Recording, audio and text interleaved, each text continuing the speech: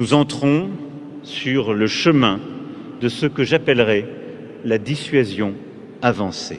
Il n'y aura aucun partage de la décision ultime, ni de sa planification, ni de sa mise en œuvre. En vertu de notre Constitution, elle appartient au seul président de la République, comptable devant le peuple français.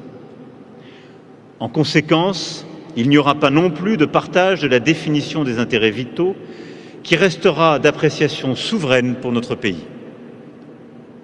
Et pour cette raison, comme dans les autres alliances nucléaires, y compris lorsqu'elles ont des plans et des procédures, il n'y aura pas de garantie au sens strict du terme. Une garantie rigide, d'ailleurs, serait imprudente.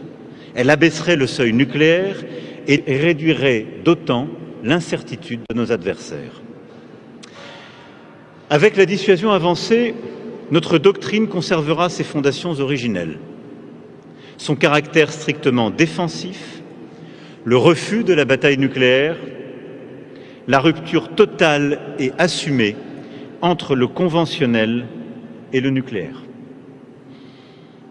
Il en va de même pour l'opportunité d'un avertissement nucléaire unique et non renouvelable. Il sera toujours décidé à la seule discrétion de la France pour signifier très concrètement que le conflit vient de changer de nature et que la France entend par ce moyen préserver une ultime chance de rétablir la dissuasion. La France assumera donc toujours seule, en intégrant à sa réflexion les intérêts de nos alliés, le franchissement délibéré du seuil nucléaire. La dissuasion avancée est une démarche progressive.